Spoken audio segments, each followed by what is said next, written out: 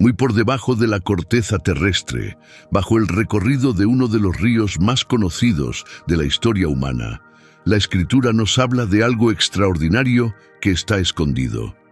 No es un mito, ni un símbolo, sino 4 ángeles reales y poderosos. No están libres.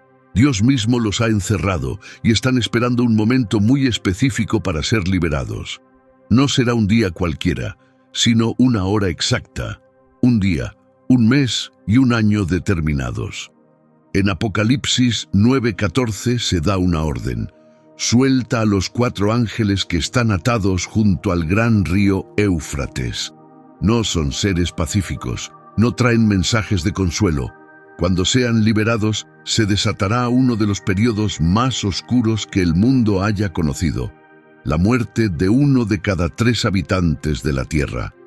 Pero ¿quiénes son estos ángeles? ¿Por qué fueron encarcelados? ¿Y qué sucederá cuando finalmente sean soltados? En este video descubriremos una profecía misteriosa que conecta el Génesis, la historia antigua, el libro de Enoc y las trompetas finales del Apocalipsis. Nos sumergiremos en la Escritura, el conflicto espiritual y el juicio de Dios que está por venir. Comencemos nuestro viaje para entender ¿quiénes son los ángeles atrapados bajo el río Éufrates? La Escritura revela una verdad oculta. Vamos a profundizar. El Apocalipsis presenta una imagen impactante usando señales, números, visiones celestiales y caos en la tierra. Cada parte tiene un significado y cada visión trae un mensaje. Pero entre todas esas escenas dramáticas hay una que destaca. Es aterradora, extraña y profundamente desconcertante. Apocalipsis 9:13-15 dice: El 6º ángel tocó la trompeta. Entonces oí una voz que salía de los 4 cuernos del altar de oro que está delante de Dios. La voz habló al 6º ángel que tenía la trompeta: Suelta a los 4 ángeles que están atados junto al gran río Éufrates. El siguiente versículo dice: Los 4 ángeles que habían sido preparados para esa hora, ese día, ese mes y ese año, fueron soltados para matar a la 1/3 parte de la humanidad. Detengámonos aquí. Esto no es lenguaje poético, no se presta a suposiciones ni interpretaciones sueltas. Es una profecía clara que describe a 4 seres específicos que ejecutarán un juicio global. Lo impactante es que estos ángeles no están libres, están encadenados, retenidos, controlados, y no están en cualquier lugar. Están atados a un sitio en particular, el río Éufrates. Su liberación está marcada con precisión absoluta. Eso nos muestra que todo tiene un propósito. Es parte del calendario de Dios, que ya está en cuenta regresiva. Estos seres no están recorriendo la tierra, no están actuando aún, están confinados, esperando el momento en que se les permitirá actuar. Y cuando llegue ese momento, provocarán la muerte de 1/3 de la población mundial. Es un juicio de escala masiva, parecido al que ocurrió en tiempos de Noé, pero hay un detalle aún más sorprendente. En ninguna parte de la Biblia se dice que los ángeles santos de Dios estén encadenados. Los ángeles santos entregan mensajes de Dios, pelean sus batallas y van donde Él los envía. No están restringidos, pero estos ángeles sí lo están, lo cual nos dice algo. Son rebeldes, peligrosos o caídos. En la Biblia, los ángeles que están atados aparecen solo en situaciones graves, siempre relacionadas con juicio, pecado y control divino. Entonces, naturalmente debemos preguntar, ¿quiénes son exactamente estos 4 ángeles? ¿Por qué están siendo retenidos? ¿Qué ocurrió en el pasado que llevará a una liberación tan aterradora en el futuro? Podrían ser parte del mismo grupo que mencionan Pedro y Judas, ángeles que desobedecieron a Dios y ahora están guardados para un castigo futuro. ¿O será una historia aún más antigua, una que se remonta al origen mismo de la maldad humana, oculta en las primeras páginas del Génesis? Para descubrir quiénes podrían ser estos ángeles encarcelados, tenemos que retroceder mucho en el tiempo. Debemos mirar antes del gran diluvio, antes de Abraham, incluso antes de la ley o los profetas. En Génesis 6, 1 a 2, 4 encontramos un pasaje extraño y muy debatido.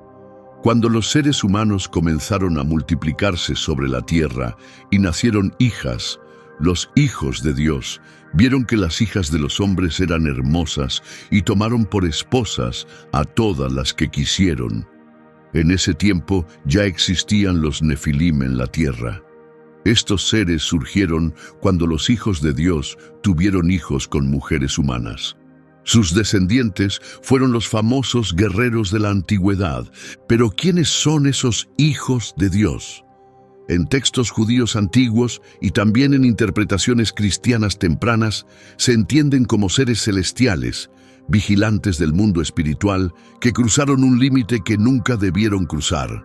Tomaron mujeres humanas y engendraron hijos. Esos hijos fueron los Nefilim, una raza de gigantes, poderosos y violentos.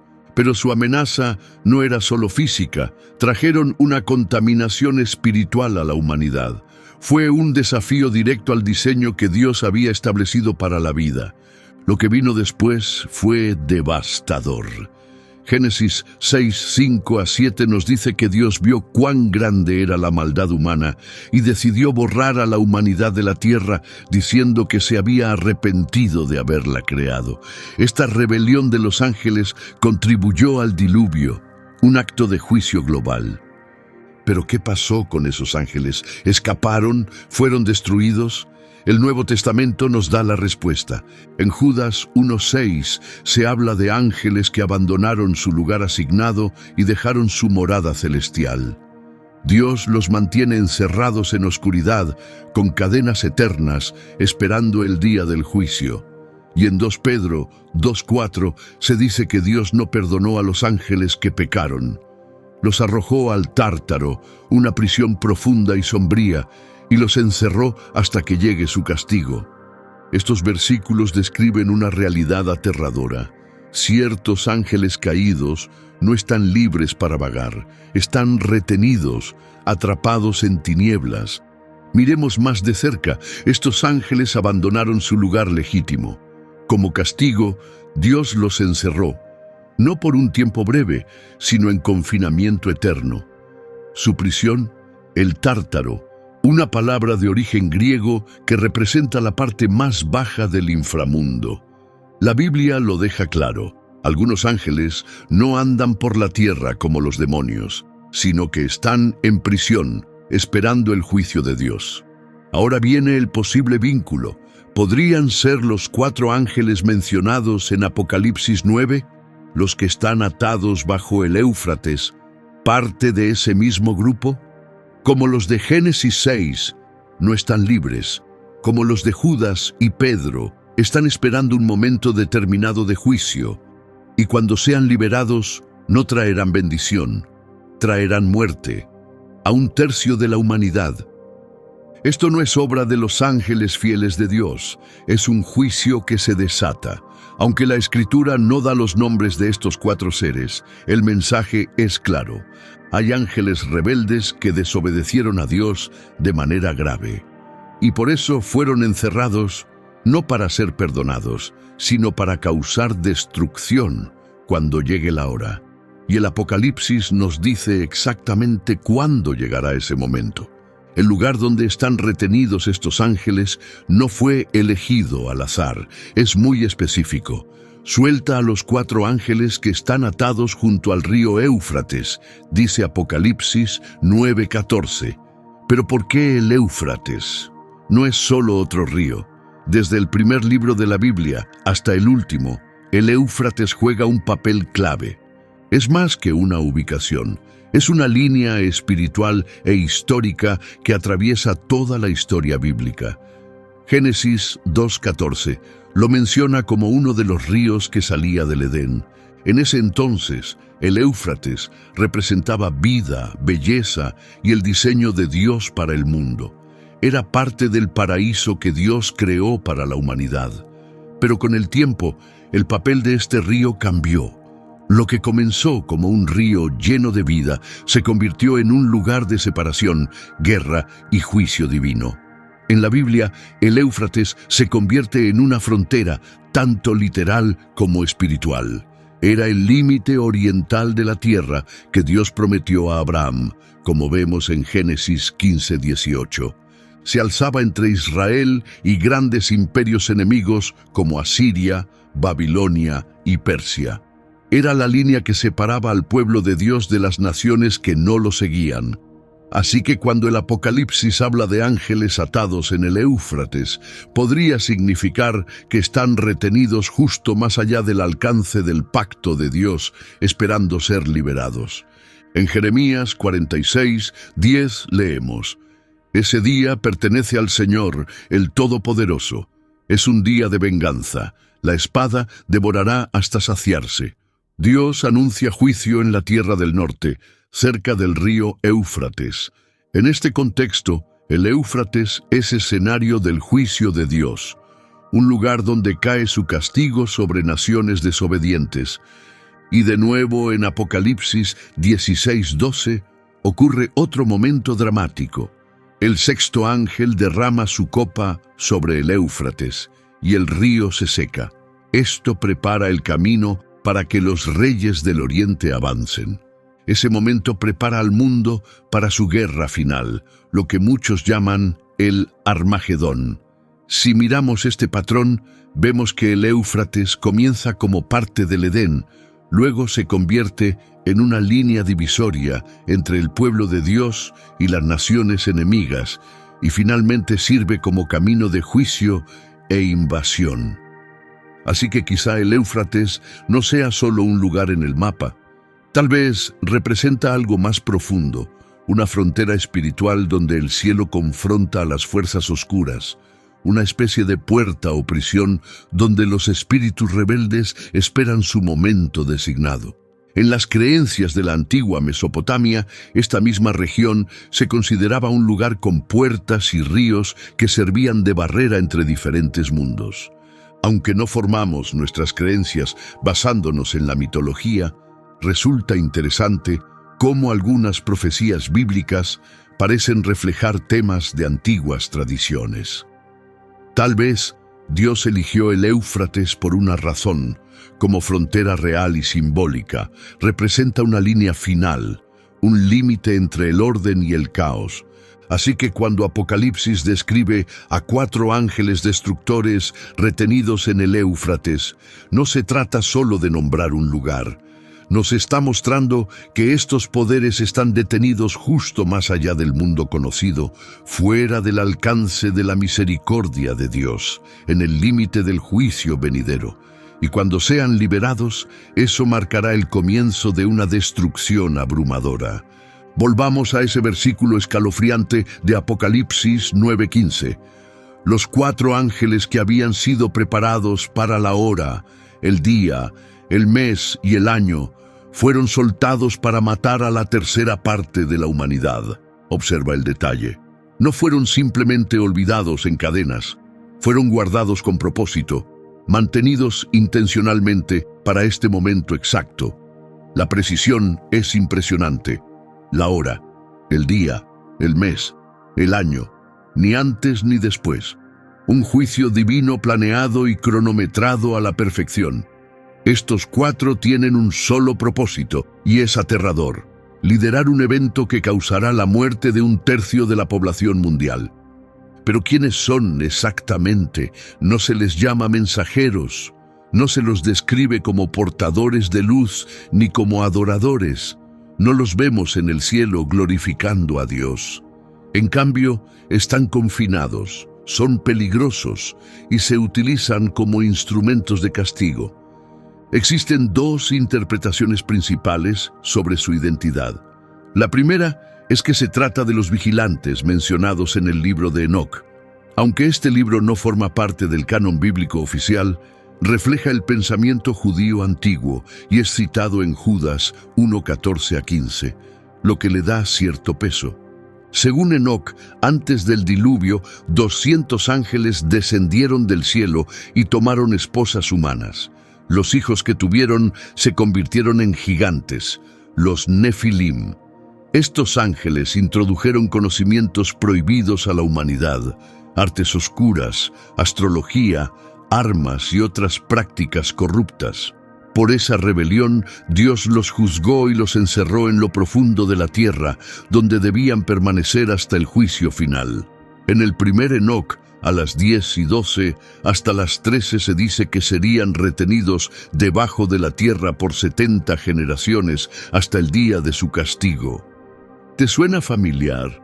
Ángeles atrapados en tinieblas, esperando su liberación al final de los tiempos. Esto se conecta fuertemente con la visión de Apocalipsis 9.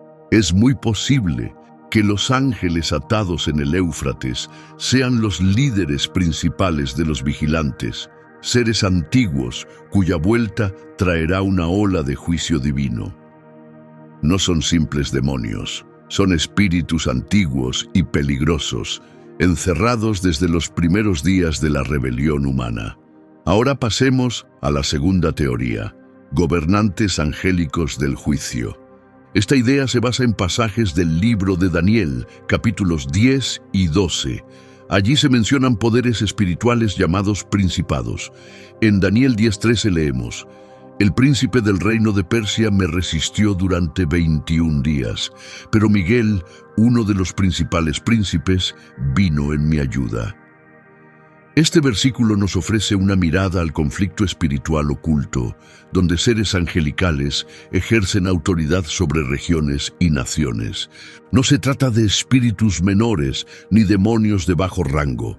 Son fuerzas espirituales de alto nivel que en el pasado gobernaron imperios como Persia y Grecia. Ahora piensa en esto. ¿Y si los 4 ángeles de Apocalipsis 9 no son espíritus cualquiera, sino antiguos gobernantes asignados a imperios cerca del Éufrates, Babilonia, Asiria, Persia o incluso el desaparecido reino de Sumeria? Su influencia era territorial.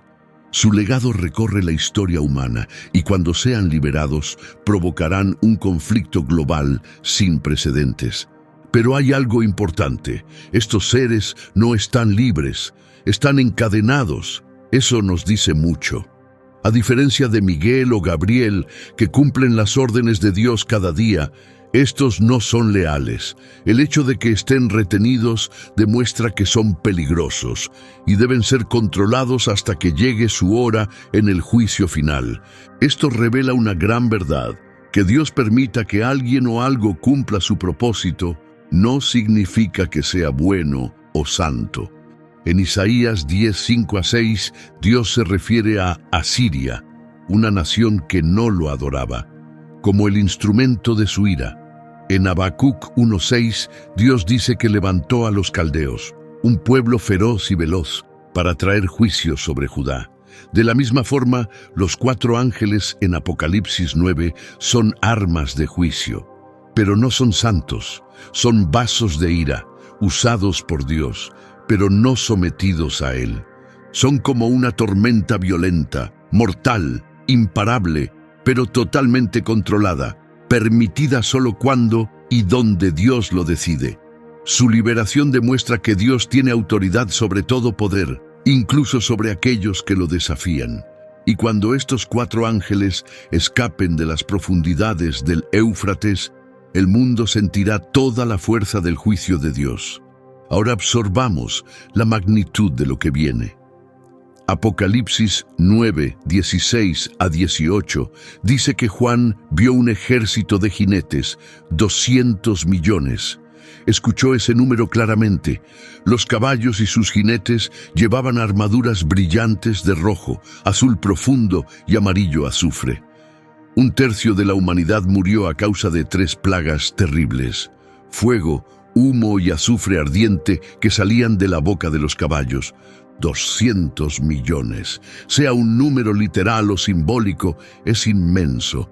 En los días de Juan, esa cifra superaba por mucho la población mundial. El objetivo es claro: sobrecoger la imaginación. No se trata de otra guerra más, es una catástrofe global de escala sobrenatural. No es un conflicto militar normal, es un juicio desde el cielo, dirigido por poderes espirituales, ejecutado por un ejército extraño y aterrador, no completamente humano, y que provoca la muerte de 1 de cada 3 seres humanos. Haz una pausa y piensa en eso. 1/3 de todas las personas, miles de millones de vidas perdidas, naciones derrumbadas, ciudades destruidas, el cielo oscurecido por el fuego y el humo, el aire contaminado con azufre, como la destrucción de Sodoma y Gomorra, pero esta vez sufre todo el mundo. Refleja los peores juicios de la Escritura, las plagas de Egipto, el cielo ardiente sobre Sodoma, el agua convertida en sangre, la muerte de los primogénitos, el diluvio que borró casi toda vida, salvando solo a una familia. Pero esta vez es aún más severo. Ya no es una advertencia, es el resultado de generaciones de desafío, idolatría y ceguera espiritual. Los ángeles que antes estaban encerrados, ahora dirigen un ejército enviado a traer juicio. Ya sea que el fuego, el humo y el azufre sean literales o simbólicos, una cosa es clara: representan destrucción total e imparable. Algunos creen que este ejército es sobrenatural, otros lo ven como símbolo de fuerzas demoníacas o incluso ejércitos humanos guiados por el mal. Sin importar cómo se interprete, el resultado es el mismo: muerte masiva, temor generalizado y un mundo devastado. Pero quizá el versículo más triste de todo Apocalipsis 9 es el verso 20. El resto de la humanidad, los que no murieron por estas plagas, no se arrepintieron de las obras de sus manos. A pesar de todo lo que vieron, la devastación, la clara evidencia del poder divino, los que sobrevivieron no cambiaron. Siguieron aferrados a sus ídolos. Continuaron practicando artes oscuras, siguieron asesinando, viviendo en pecado sexual y robándose entre ellos. Es juicio sin cambio, dolor sin arrepentimiento. Nadie clama a Dios. Sus corazones están endurecidos, como el de Faraón en el libro del Éxodo. En el capítulo 9, versículo 12 leemos: El Señor endureció el corazón del Faraón y no quiso escucharlo. Aun cuando las plagas arrasaban su tierra, él se negaba a rendirse, y ahora, en los últimos días, se repite la misma tragedia. Dios no se complace en la destrucción. Su deseo siempre es que las personas se vuelvan a Él. Pero cuando la misericordia es rechazada una y otra vez, la justicia finalmente llega. Este momento en Apocalipsis marca un cambio. Los poderes del abismo ya no están retenidos. La guerra sobrenatural toma el escenario principal y la humanidad enfrenta las consecuencias de su rebelión. Aún así, incluso ahora, Dios deja espacio para el arrepentimiento. Esa es la misericordia escondida dentro del juicio. Sin embargo, el mundo se niega a aceptarla. A esta altura del video, muchos tal vez se pregunten: ¿estamos diciendo que realmente hay ángeles encadenados bajo un río? Es una pregunta válida. Apocalipsis usa un simbolismo muy rico: dragones, bestias, estrellas que caen, candelabros que representan iglesias. Entonces, ¿cómo debemos interpretar esta parte? ¿Es solo una metáfora o algo más literal? Veamos lo que enseña la Biblia sobre el confinamiento espiritual. No es solo simbólico. La Escritura afirma claramente que aunque algunos ángeles caídos vagan libres, otros están retenidos en prisiones espirituales. Apocalipsis 20, 1-3 nos da un ejemplo claro. Juan ve a un ángel que desciende del cielo con una llave del abismo y una gran cadena en la mano. El ángel atrapó al dragón, esa serpiente antigua llamada Diablo y Satanás, y lo encadenó por 1000 años. En este pasaje, Satanás no está restringido de manera simbólica. Está realmente encerrado en el abismo, un término que la Biblia usa para describir una prisión sin fondo donde se retienen espíritus rebeldes. Lucas 8:31 nos muestra cómo los demonios le rogaron a Jesús que no los enviara al abismo. Ellos lo temían. no era una metáfora para ellos, era real, un lugar de sufrimiento consciente y encierro espiritual, no de destrucción. Judas 1:6 añade que los ángeles que abandonaron su posición asignada están guardados en cadenas eternas, en oscuridad, esperando el juicio final. Y 2 Pedro 2:4 explica que Dios no perdonó a esos ángeles cuando pecaron. En lugar de eso, los arrojó al Tártaro, encerrándolos en cadenas hasta el momento del juicio. Juntas, estas escrituras nos dan una imagen clara. Algunos ángeles caídos no andan sueltos por el mundo, están confinados en prisiones espirituales, y cuando finalmente sean liberados, no será para traer paz, sino para ejecutar juicio. Pero, ¿por qué un río? ¿Y por qué específicamente el Éufrates? Aquí es donde las cosas se vuelven aún más fascinantes. El Éufrates podría no ser solo un río del Medio Oriente. Podría representar una frontera espiritual, una división entre distintos reinos. Así como el Edén tenía puertas y tanto el cielo como el infierno tienen límites, el Éufrates podría cumplir un doble propósito. Es un lugar real, vinculado a culturas antiguas, pero también podría actuar como un sello, una puerta o incluso una barrera sobre el abismo mismo. Este concepto no es inusual en la Biblia. Muchos lugares tienen significado espiritual. El monte Sinaí, por ejemplo, fue donde el cielo se encontró con la tierra y Dios apareció en fuego. El río Jordán marcó momentos clave de transición divina, como cuando los israelitas entraron en la tierra prometida y cuando Jesús fue bautizado. Y el valle de Hinón, o Gehenna, fue un lugar real que Jesús usó para ilustrar la realidad del infierno. Así que sí, el Éufrates puede ser literal y simbólico. Es una ubicación geográfica, pero también posiblemente una puerta espiritual o una entrada sellada por Dios hasta que llegue el momento justo. ¿Son estos ángeles reales en una prisión real? Todas las señales apuntan a que sí. Aunque Apocalipsis usa mucha simbología, su teología está basada en realidades concretas. Dios tiene el poder de restringir a los seres espirituales. Ha encadenado a Satanás, ha encarcelado a los vigilantes, ha expulsado demonios que temían ser enviados al abismo. Por eso, no es descabellado creer que 4 ángeles peligrosos, destinados a desatar destrucción global, estén ahora mismo confinados quizás debajo del Éufrates, ocultos, desconocidos, pero completamente reales. Esto no es fantasía ni ficción, es una verdad sobrenatural revelada por las Escrituras. Cuando suene la 6ª trompeta, lo que estuvo encerrado será soltado. Lo que fue retenido se convertirá en la fuente del mayor horror que el mundo haya conocido. Así que la verdadera pregunta no es si esto es literal o simbólico. La verdadera pregunta es, ¿estamos preparados para lo que viene? Ahora que hemos descubierto esta intensa profecía, ¿qué deberíamos aprender de ella? La visión de 4 ángeles encarcelados, liderando un ejército de 200 millones y causando la muerte de 1/3 de la humanidad, es verdaderamente aterradora. Pero para quienes creen, este pasaje no está diseñado para causar miedo, sino para despertarnos. Es un llamado a estar alertas y recordar que el regreso del Señor está cerca.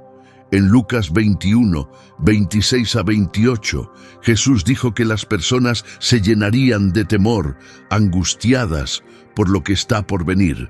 Pero a sus seguidores les dijo, cuando estas cosas comiencen a suceder, levántense y alcen la cabeza, porque su redención está cerca. Cuando el mundo tiembla, la iglesia permanece firme. Cuando el miedo domina a las masas, el pueblo de Dios camina en fe.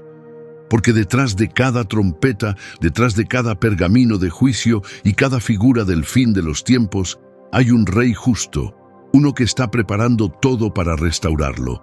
Estos ángeles no traen destrucción al azar, cumplen una misión divina. Su liberación no es una derrota, es parte del plan preciso de Dios. Aún en el juicio, Dios tiene el control. Aún en su ira, no olvida la misericordia. Esta profecía nos desafía a reflexionar. ¿Estamos viviendo como si Jesús pudiera volver en cualquier momento? ¿Estamos distraídos con la comodidad o enfocados y fieles? ¿Oramos con urgencia o ignoramos las señales? Romanos 13, 11 a 12 nos dice: es hora de despertar, porque ahora nuestra salvación está más cerca que cuando creímos. La noche está muy avanzada y el día está por llegar. Dios no revela lo que viene solo para informarnos, lo revela para transformarnos. Por eso Jesús insistía tanto en que sus discípulos se mantuvieran despiertos, preparados y fieles. En Mateo 24:44, Él dice: también ustedes deben estar preparados, porque el Hijo del Hombre vendrá cuando menos lo esperen. Los 4 ángeles cerca del Éufrates no son personajes ficticios, no son símbolos sacados de un cuento, son reales y forman parte del juicio final de Dios. Pero su historia no es solo una advertencia para el mundo, es una llamada de atención para la iglesia. 1 Pedro 4:7 nos recuerda: este no es momento para una fe tibia, es tiempo de arrepentirse, reenfocar la vida y vivir con la eternidad en mente, porque la eternidad es real. Hebreos 10:31 dice: es terrible caer en las manos del Dios vivo, pero también hay esperanza. Romanos 10:13 declara: todo el que invoque el nombre del Señor será salvo. Todo el que lo invoque, no solo los religiosos, no solo los que parecen buenos, cualquiera que se acerque a Él con un corazón sincero y una fe verdadera puede ser rescatado. Entonces la pregunta es: ¿estarás listo cuando suene la trompeta? ¿Estarás buscando al Rey o escondiéndote del juicio que viene? Esta profecía no es solo sobre ángeles, es sobre ti y lo que harás con el tiempo que aún tienes. Si este video te abrió los ojos a una verdad que no habías visto antes, dale me gusta. Déjanos un comentario. ¿Crees que los 4 ángeles siguen encadenados o que ya han sido liberados? Comparte este mensaje con alguien que necesite escuchar lo que realmente dice la Escritura sobre el fin de los tiempos. Y asegúrate de suscribirte para más videos basados en la Biblia, explorando profecías ocultas, líneas de tiempo del fin y la esperanza inquebrantable que tenemos en Jesucristo.